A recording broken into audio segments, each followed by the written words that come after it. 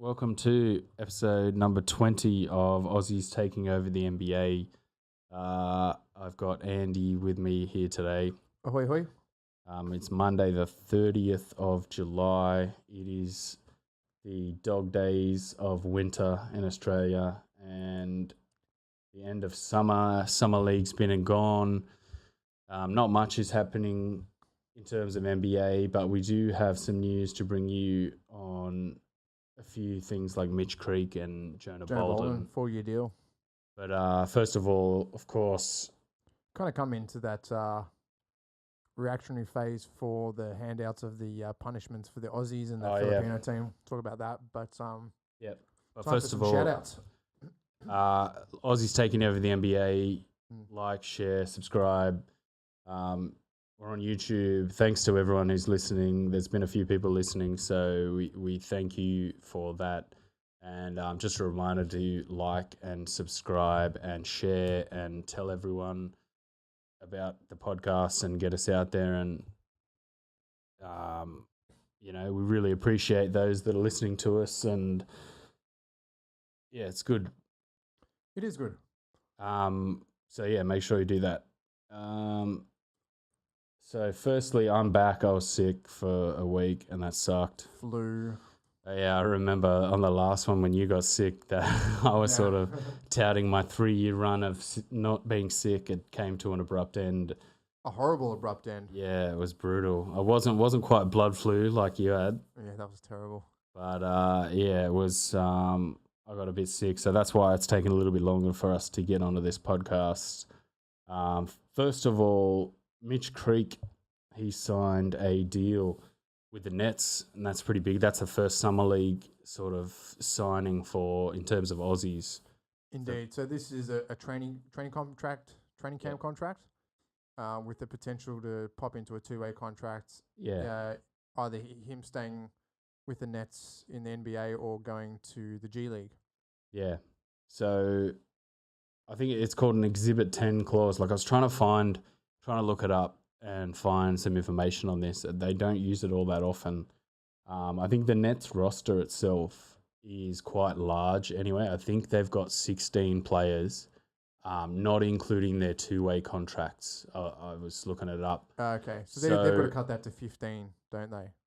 Yes. So I don't think he's going to get a 2-way, quote unquote, a 2-way deal. So really the only way he can sort of be signed by the Nets for the season now is to convert it to the 2-way deal or sign a full contract, which, I don't know, they've already got a pretty heavy roster, so I don't know if that's going to happen. But still, it's fantastic. I think he gets a guaranteed year of salary with those options to sign a bigger deal, which is massive for him. Look, I think he'll probably end up in the G League this season, and they'll streamline the team next year. I think he's definitely got a place in the NBA coming off some of that summer league.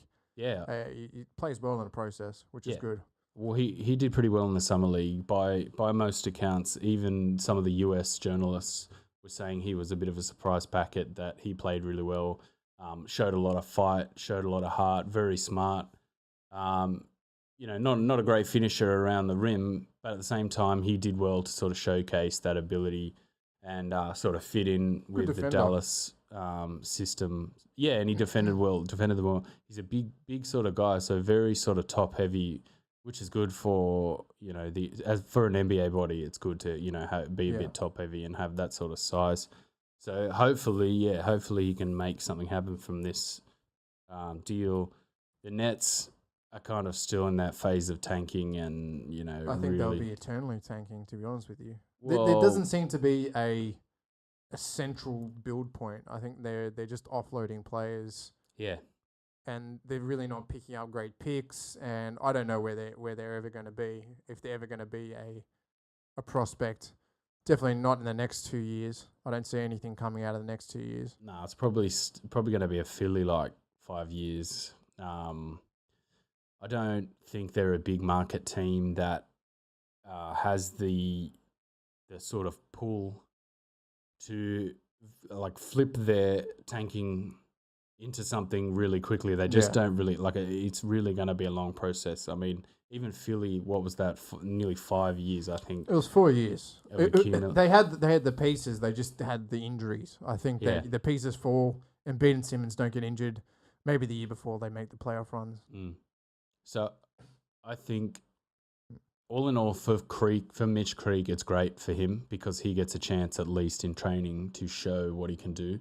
And if he actually gets a contract, he will get game time. That's the I other think thing he as will well. too. If he's in a Golden State or Philly or even a Houston, you're not going to get game time. At a Brooklyn, you're going to get game time. Yeah, especially because they're tanking. So it's great to see him at least get a look in with a club. Like, not necessarily, he might not sign a deal with Brooklyn, but it might open the door for another club, another franchise even to come along and give him another go as well. So hopefully he can, flip that into something good. It's the only one that looks like getting any sort of contract or anything after Summer League, after all our Except Aussie Jonah guys. Bolden, who actually got signed to a 4-year deal, $7 million, 2 years guaranteed, further 2-year team option. Yeah. And they had to move a lot of pawns to sign him. Yeah. They offloaded TLC, Justin Anderson, and Rashawn Holmes. Yeah. And they picked up Mike Muscala, which is... Oh, yeah. He's a veteran type of player. A little bit like Ilyasova, sort of a big body. I think they tried to sign Bielitsa as well, and then he ended up pulling out of his contract and then signing for the Kings. I was listening to Dunked On, and they were saying that they could have done all of this Jonah Bolden deal up front before Amir Johnson signed. But I think they used that Amir Johnson money to sign Amir Johnson, and then they had to now sort of reshuffle their entire pack just to fit in Jonah Bolden. Well, that's it, and that's why they kind of offloaded. It was the Carmelo Anthony stretch where they offloaded TLC and Anderson, who I think is probably the biggest loss. He's the best shooting prospect, spot-up shooter, because they really lose 3 great shooters this year in Ilyasova, Bellinelli, and Anderson. Yeah. And they don't really gain any shooters. I think looking at some of the Marco Fultz training sessions, that dude is on. Like, he's got his shot back. Yep. That could be a very interesting package this year. But again, their perimeter stuff is not there. I thought they were going to add depth to the perimeter this year. Obviously, they've got the Jared Bayless contract, which has got 1 year left, which is a dog's breakfast at $9 million, I think, for a guy that's just terrible. And they tried to offload him to the Cavs for Kyle Korver, who rightly were having none of it. Yeah.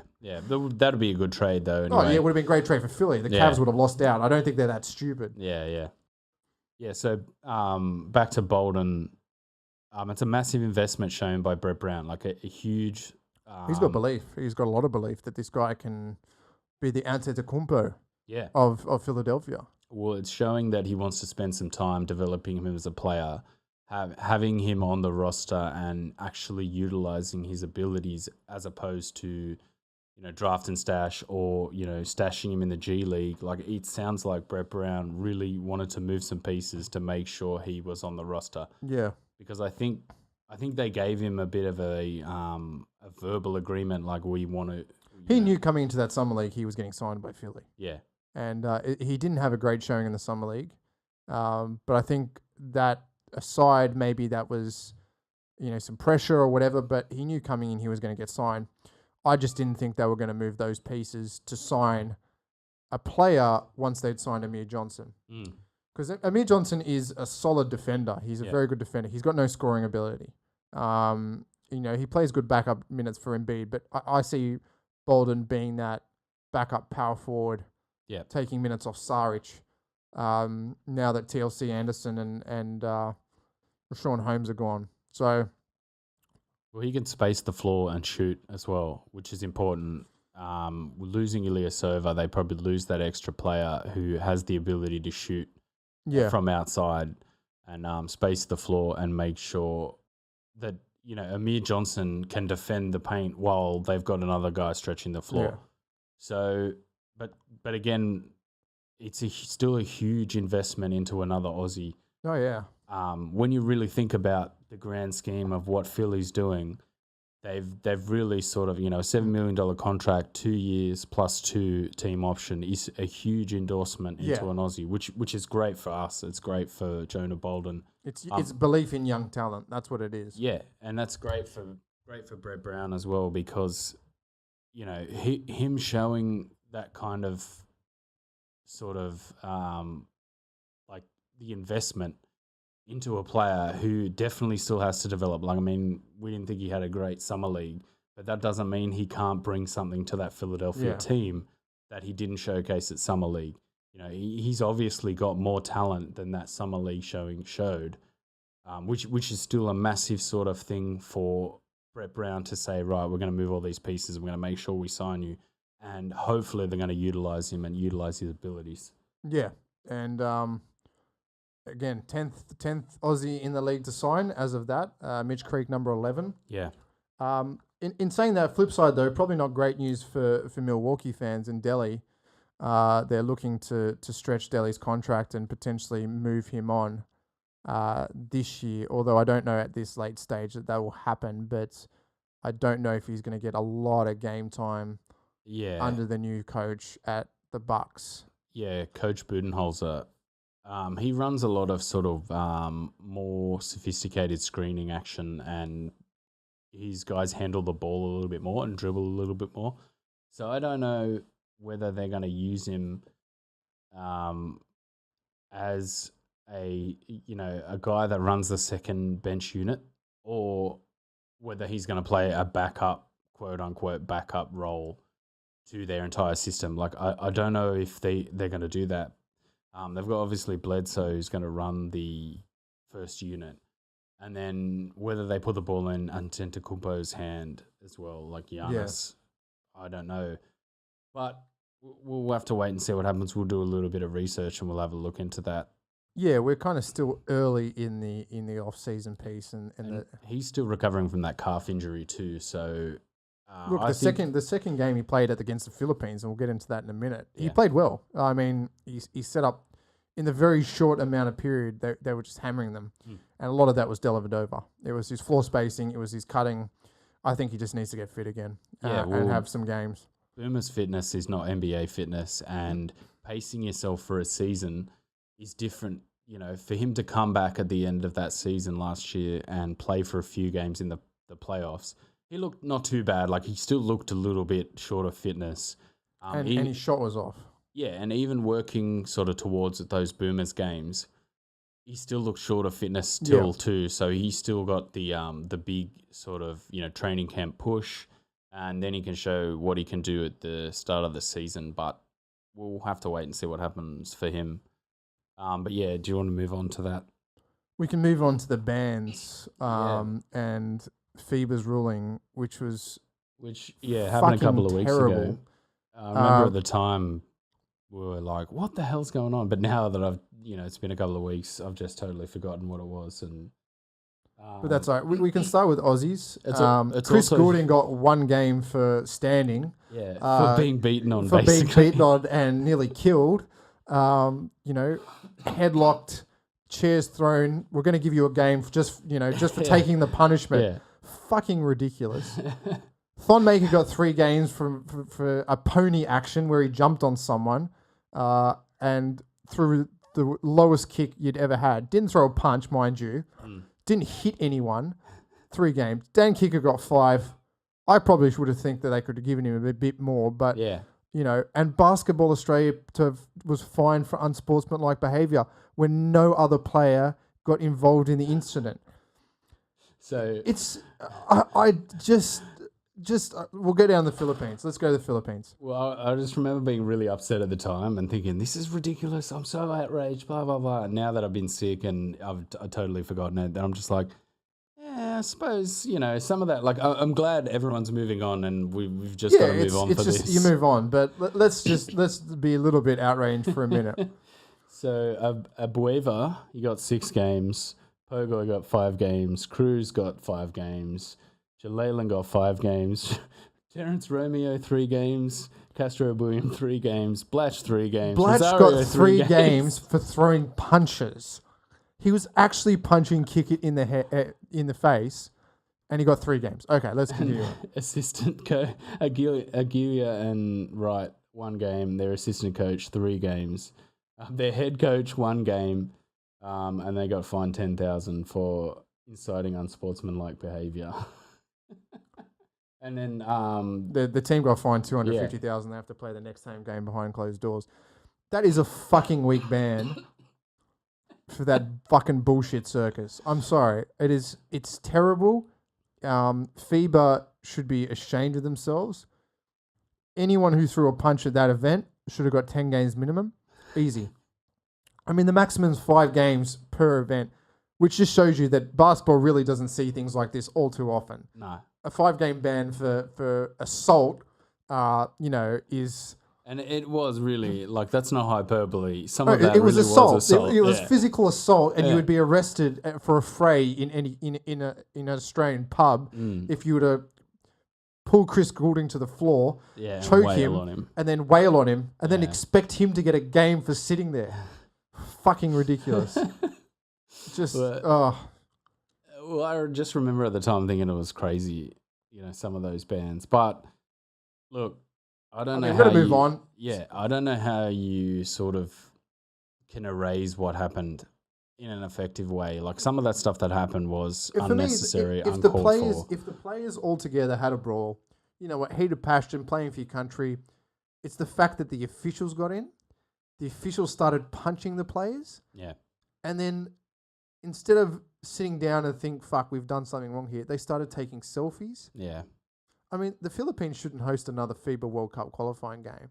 It's not safe for teams. That just shows me that it's not safe for another team to travel there. Well, they're hosting the World Cup, so it's like, what do you do? Do you strip them of the title? Strip them of the hosting of the World Cup? Isn't it? After the next one, I think 2019 and then 2023. Yeah. They shouldn't be. Well, you know what? They'd have to be on their fucking best behavior up until then for them to host that. And that's, like we said on the last one, maybe that's a good sort of marker to set down and say, right, we definitely need to look at something here and make sure that this sort of thing doesn't happen again. Boost up the security, beef up the sort of the awareness around not running onto the court and beating or like wailing on the opposition. But at the same time, now that it's sort of passed, like I feel less outraged at all of the different things that happened. I feel outraged for 2 things. One, for Thon Maker's 3-game ban, when Andre Blatch got the same for throwing punches, and Thon didn't throw a punch. Chris Goulding for getting the shit beat out of him a game. I mean, that to me, the rest of it can be summed up as it is, but that is, Daniel Kicker deserved whatever he got. That's fair enough. The maximum should have been applied. Yeah, definitely. But then to get fined $100,000, which was 40% of what the Philippines got fined, when all of their team pretty much and all of their officials got into the brawl, it just shows you the lack of FIBA's willingness to come down hard. Well, do they want to come down hard? I mean... Yes. But this game is not about beating the shit out of one another. This game is about playing basketball. And in any country, the players and the officials should be made to feel safe. It's not about if 2 guys get into a fight. If 2 guys get into a fight, so be it, they get their punishment. Yeah. The fact that people were running in from the stands, that officials were running in from the side and trying to beat the shit out of players. Yeah, it was bad look, man. Really bad look. It's not unsportsmanlike. It's unsafe. Yeah. And they should be stripped of any further games in qualifying. That's what 1 game behind closed doors is ridiculous. They should have to play on neutral territory for any other qualifier and grovel for the next 3 years to get that World Cup reinstated. They should have been stripped of it. So while a ban for 2 more home games has been placed under a probationary period of 3 years. And like if anything else happens, they essentially get ripped out. Last chance. Which saloon. Which in my opinion, that's fair. No matter which way you look at it, right, from our point of view, that looks ridiculous as Aussies commentating on what happened to a fellow Australian team. But I can understand from their point of view, they will be looking at this as well, thinking, well, they started it, so they deserve to at least some punishment. and some. Yeah, definitely. There was punishment that, like I said, should have been there. Fines maybe should have stayed, but not in such a disparative way. Look at the amount of people that were banned on the Filipino team, and 3 Aussies, 2 of which shouldn't really have been banned. Maybe Thonmaker for a game for playing pony, but... So 34, 38 games in total with all of those coaches and players. And then obviously in total we had 9. 8. 9. 9. Yeah, 9. So Goulding 9. 1 game, Thonmaker 3, Kick at 5. I think, yeah, it's hard to be angry now because it's just such a gross incident, man. Like, just the whole thing was Well, I like it. I like at the end how the refs got fired. Yeah. And you know what? Probably deserved it. Well, definitely security around the games now. If I was FIBA, I'd be sitting down with the Philippines going, right, we need to look at security now and make sure that something like this is either intervened on by security But security were getting involved. Yeah, we at least keep people away from that somehow. How do you, unless you get outside security to come in from other countries? Yeah. Teams have their own security. Who knows? Maybe they worked out something like that. But when the security guards start joining in as well and throwing chairs, you're pretty much fucked. What do you do? Yeah. What do you do? You can't. For me, it's animalistic. It's stupid, and they should be stripped of everything. They should be. Take all basketball away from them. No, don't take basketball away from them. Andre Blatt should get 5 games for throwing a punch. That's fucking ridiculous. Yeah. It was the world's worst punch as well. But like these guys should be all banned. They should not be able to. They should be playing on neutral territory until FIBA deems otherwise. They should not be allowed to play a home game until they really prove that they can perform as professional athletes in the international arena. And that's it. If they can't, then they get stripped of the next World Cup. 4 years is a long way away, or 5 years. So you'd hope that they'd get their shit together before then. But, just week from FIBA, week. Well, I don't know if they've sort of made this tournament yet, whether they've qualified. I don't think they have. I think they're close to not qualifying for this tournament. And then... Well, they were coming second in the group. I think they've still got to win some games. Australia's still got to win some games. Yeah. They've still got to win some games. This is going to make it hard for them to qualify this year with all those players out. Yeah. That's what you'd have to think, that with the majority of their team out, it's going to be hard to qualify now. But then you look at the carryover into the next tournament. The next tournament doesn't start in 4 years. It starts after the last tournament. A year after the last tournament. So once you get into that territory of 2019, the next one happens. After that, they're locked in no matter what. You know what I mean? Like, it's going to be in for the Philippines, and they're going to be in the tournament anyway. Of course. Because they qualify.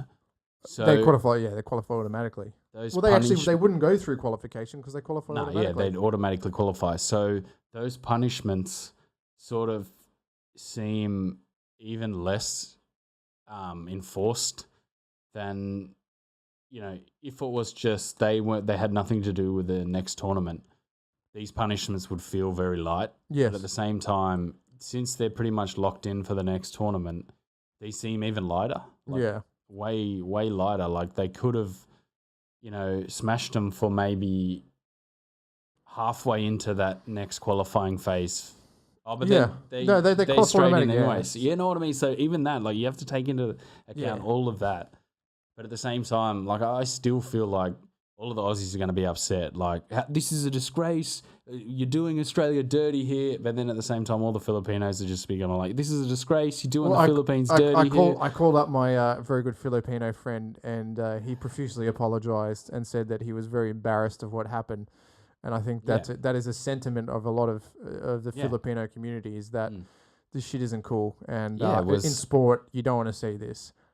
But the embarrassment is felt by everyone. Oh, it's embarrassing. Like, what Daniel Kicker did, someone should have decked him. I don't care who it was. Yeah.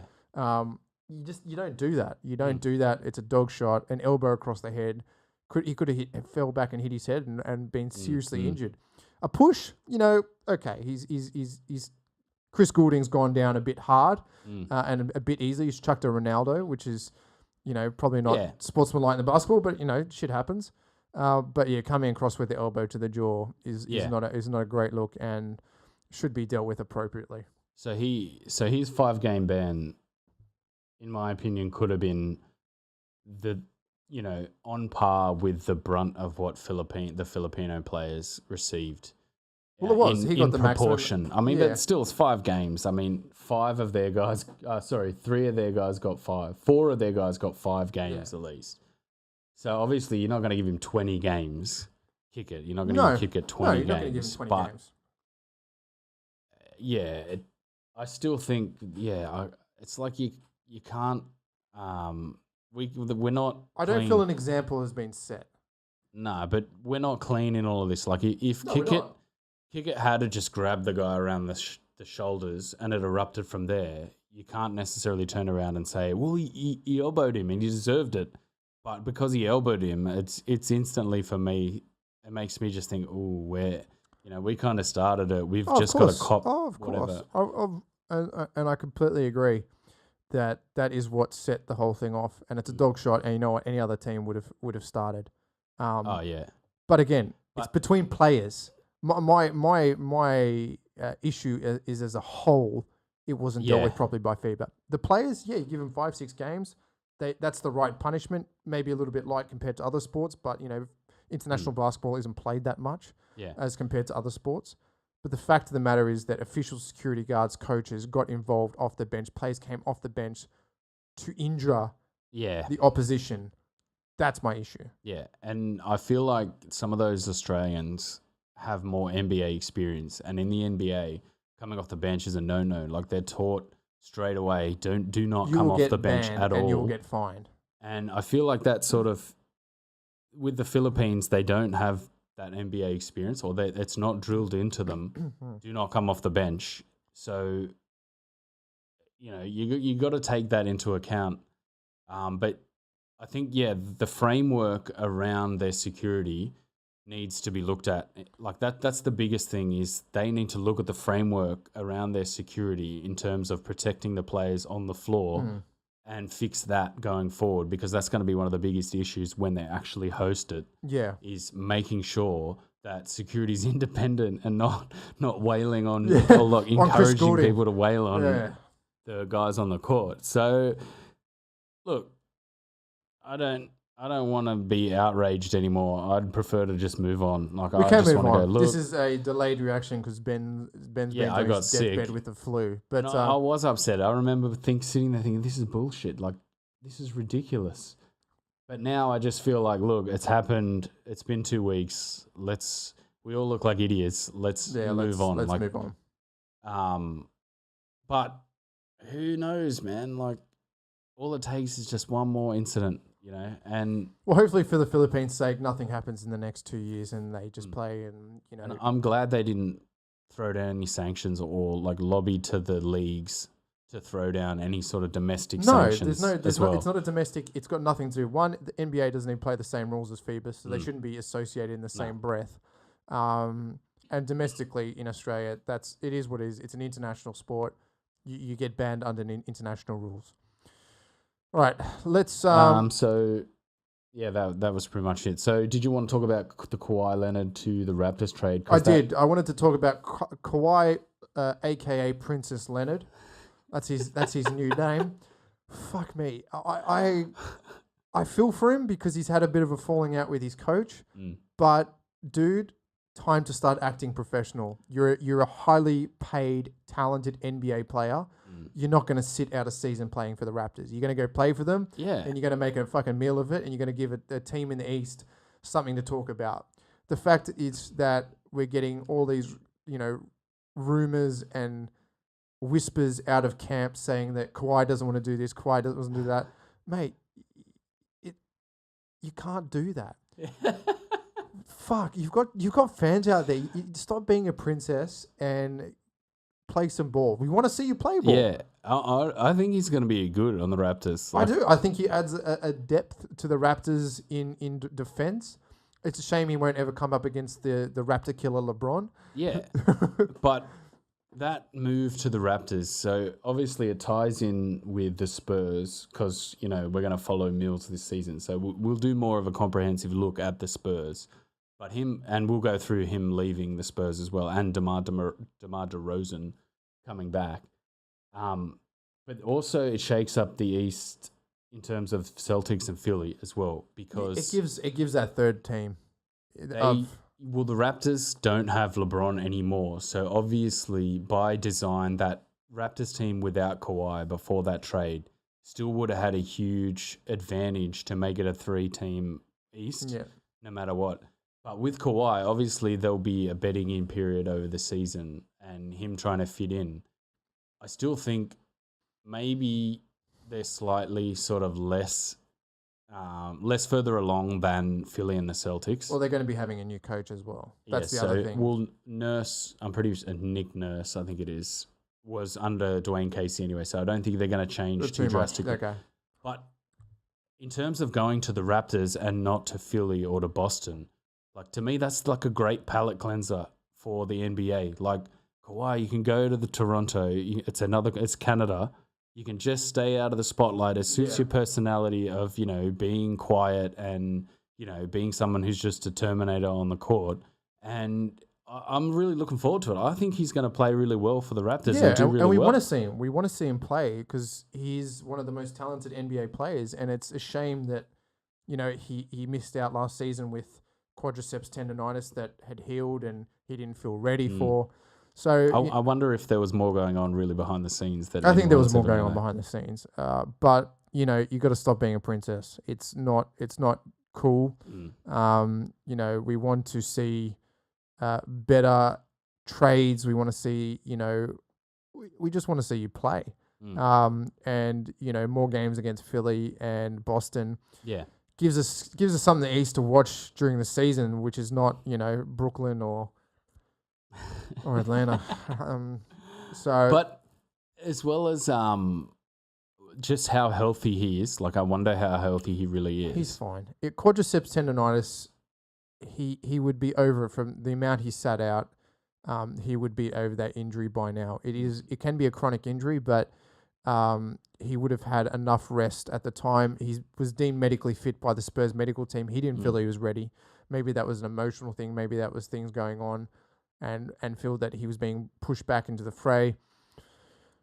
Look, the Raptors will be a good outfit, like you said, quiet, away from the spotlight. Yeah. And I hope he stays there for a couple of years afterwards. I hope he doesn't come straight back to LA. I hope he bolsters the East.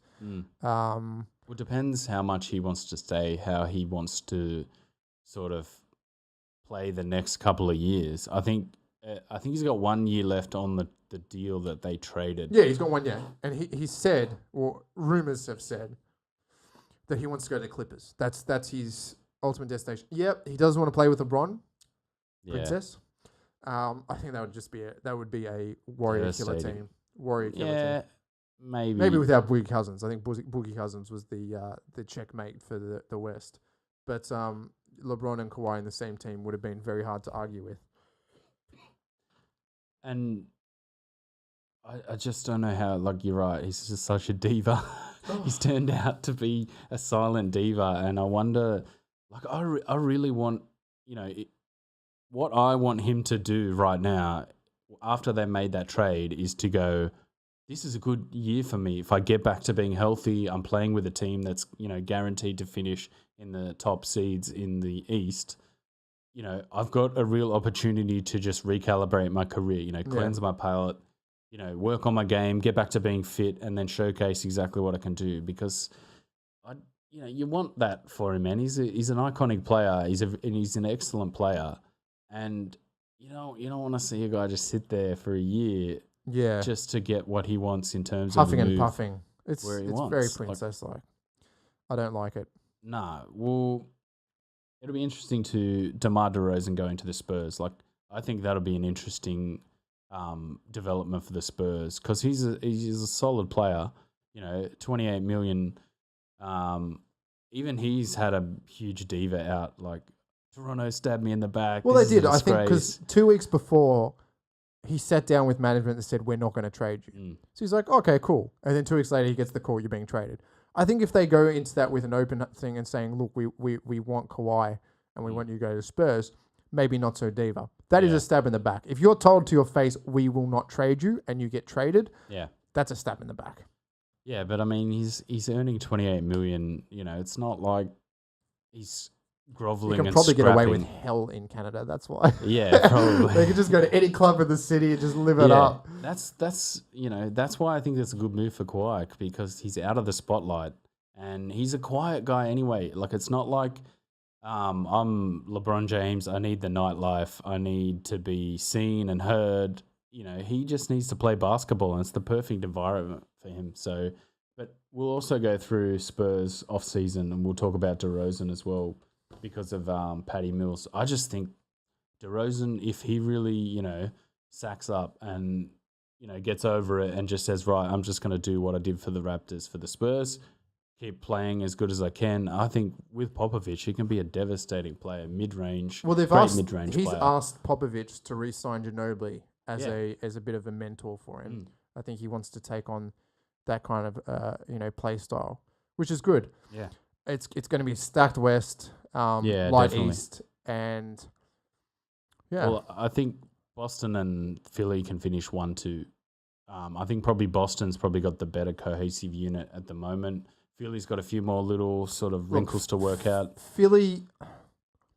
Yeah, I think two things happen at Philly. Ben Simmons develops any kind of mid-range game, changes the dynamic. Yeah. Joel Embiid stays healthy. Three things. Joel Embiid stays healthy. They're in with a shot. We don't know what Markel Fultz is going to be like. Yeah.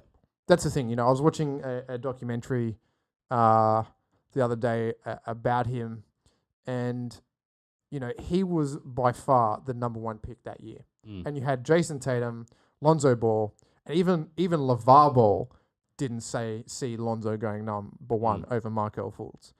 He was a talent, and it's funny, I tagged you in that meme. Jason Tatum and Lonzo Ball played all season, and in 18 games, he had more triple doubles. Yeah. As an injured player, averaging 18 minutes. Yeah. He develops a shot. He's a good two-way player, great defender, solid player. Fultz, you're talking about, Yeah, Fultz, yeah. So that's the X factor for Philly. That's the unknown. That if that turns on, that takes them from below Boston to probably equal with Boston. Yeah. And a great series. And I think the problem sort of with Philly, they figured it out during last season. Like, they didn't go into a season with a complete unit of players knowing that they were going to go to 50 wins, or lock it in, they're a 50-win team. It was kind of like halfway through the season, they started to get a roll on and play better. And, winning's coming easy. They picked up a couple of good players as well, pretty cheap. They picked up Ilyasova and Bellinelli late in the season to lead them into that 20-game run. That's what really pushed them to that 20-game run. Even without Embiid, they had, Amir Johnson, who played very well, and Rashawn Holmes, who's a great scoring option, backup center. Yeah. But so come the end of the season, it all finishes, what was an admirable run comes to an end, and suddenly they have to rebuild that. Yeah. They've got to integrate a few players, a couple of players are left. They've got to sort of rebuild retool what they're doing a little bit. So there's that factor for me, which sort of might put them a little bit below Boston. It's going to be that backup unit. I think the starting five have some of the best one of the best defensive rating in the league. Yeah. So I think it's really what happens when they run that backup five, and what happens when they go deep into their bench against Boston's bench, who's got the likes of Marcus Morris and guys like that who are really part of the system. Yeah. Aaron Baines, who are part of the system and good at it. So for me, the starting five against a very unknown starting five again, with Hayward, Kyrie coming back. Yeah. Jason Tatum really taking the spotlight as a shooter away from them. You don't know how it's going to gel. Yeah. There's a couple of big plays in there and how that'll all gel. Whereas Philly, you've got a known entity there. You've got a known entity starting five with a great prospect. And guys who are growing, like Saric, third season. Simmons, second season. Had no shot first season, still dominated. Embiid, who just keeps getting better. And Covington, if he gets some kind of consistency to his shooting, he is he's an all-star player. We shot really well at the start of the season, sort of tailed off a little bit towards the end, and then in the playoffs just fell off completely. But as a defensive rating, I think he made second all defensive. I wonder how he can bounce back from that. You know what I mean? Like there's a known bar there to say, right, Cov, you know, you need to work on your shooting in the playoffs. Like you need to come to the playoffs, bringing your game no matter what. That was the season exit interview, and of course, every journalist is going to blast Brett Brown on why Covington isn't doing too well. And Brett Brown said it very easily. He had a job. His job was defense. Yeah. He did it extremely well, and he did better than anyone. Mm. So, you know, scoring options in that team, you've got JJ Redick, Saric, Embiid, and Simmons. Do you really need a fifth scoring option if you've got that fifth man defensive winger? Mm. If he has a good game, they blow it out. If he has a bad game, it's a bit tighter, but they've still got other guys to go to. Yep. So I think if he has somewhat of any good season, you know, it's on. But again, the bench is the unknown. The Raptors will be an unknown without Kawhi. Yeah. And that's really it in the East. Yeah, that's kind of it. The Wizards. The Wizards will be there, but they'll choke. They've got Dwight Howard, so he's a team chemistry killer, like an absolute cancer.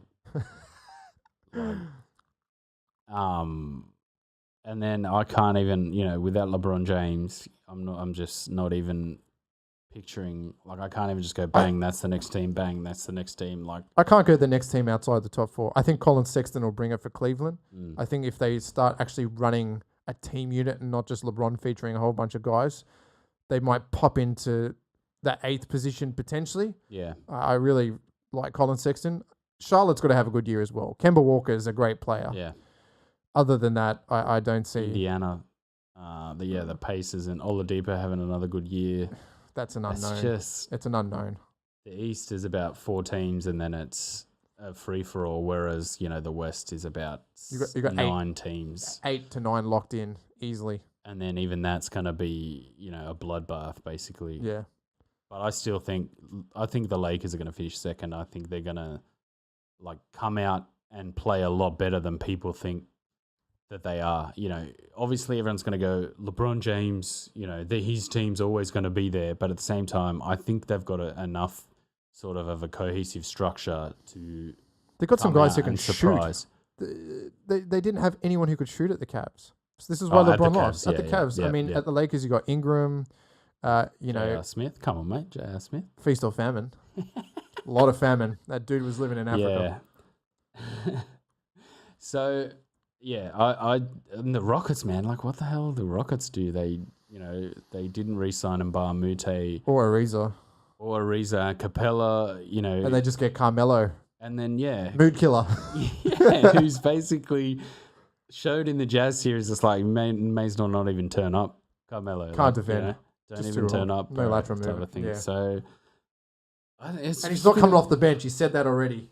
Oh, just what a killer. Yeah. And, you know, signing Chris Paul for 5 years onto the max. That's so weird. I'm hoping Dangadell still gets a run in the G League there. I'm hoping. Yeah. He hasn't been signed or anything like that. No, he hasn't been signed yet. It's still young, still early days. But that Houston team, They've gone from a potential 1 to a potential 4. Yeah, to the formula they had that was really good and working to now it's like their franchise move was to sign Chris Paul to that contract and nothing else matters. So Chris Paul's our franchise guy. We're going to go with him. Yep, sweet. Yeah, but you've got Harden. You had Tucker who played really well at Ariza. Bring him back. Make sure you don't alienate. Like all these other options that they seem to have just fumbled under the guise of signed Chris Paul to the max. He's our franchise player. That's it. You know, it's just weird. They've just about to hit. Oh, they've hit so much luxury tax. Yeah, that they've signed Capella to 4-year, $90 million. 5-year, $90 million. Did they actually sign? Yeah, he signed. He signed. So even like that was looking precarious. Like, well, they signed him, but now they're just going to pay tax and have 3 players plus Carmelo Anthony. Yeah, that's all it is. Carmelo, why? Why Carmelo? Would you sign Carmelo? I don't know. Oh well, it's time to do a 6-game sit in Sydney, Carmelo. Yeah, well. If he wants to be, or just go and play for like one of the tanking teams, I don't know. At least get $6 or $7 million a season at a tanking club. Yeah, just 2.4 minimum. But we'll bring some comprehensive sort of pre-season type stuff, previews. rating all the teams. We'll do over-unders for every team that has an Aussie in it. We'll do some predictions of how many wins that they're going to make, and we'll revisit that at the end of the season and do some stuff like that. So we'll be working on that. We'll try and bring another one next week. If there's any news, if anything happens. If not, try and keep it weekly or fortnightly. Yeah. Just to update you on anything. But everything seems to be pretty low-key at the moment. Nothing moving too fast. Yeah. But we'll start working on those season previews. Indeed. And hopefully... What's the countdown? What are we, August? September, October. 2 months? Yeah, 2.5, is it? 2 and a bit. Yeah. 2 and a bit. So we're nearly there. Yeah. And then it'll October be like 11th, non-stop. We'll try and do them once or twice a week. Maybe even 3 times. 3 times. Wow, you're keen. It's going to be like, 50 games a week with Aussies in it? Rapid fire. And then all the other podcasts we're going to be working on, like the Sydney Kings and, a bunch of other stuff we'll have to plug here and there and do all that sort of stuff. On the King's Dime, that's going to be our Sydney Kings NBL. Yeah, I think they just started training as well today. Playing Japan on the 10th at Sydney University. Are they? Yeah. Oh, that'd be interesting. Should go and see that if that's cheap. $35. I don't know if that's cheap. we'll have a think about that, actually. We'll have to think about that one. Yeah. I can think of better ways to spend $35. Depends if Fazekas and old polio mates playing. Then we're supporting. If Fujimura plays, I'll go. That's worth the $35. Yeah, but Fazekas and his polio legs are playing. That might be a bit different. All right. Yes, all right. We'll be back next week, hopefully. If not, peace out till then. All right. Take it easy, everyone. See y'all.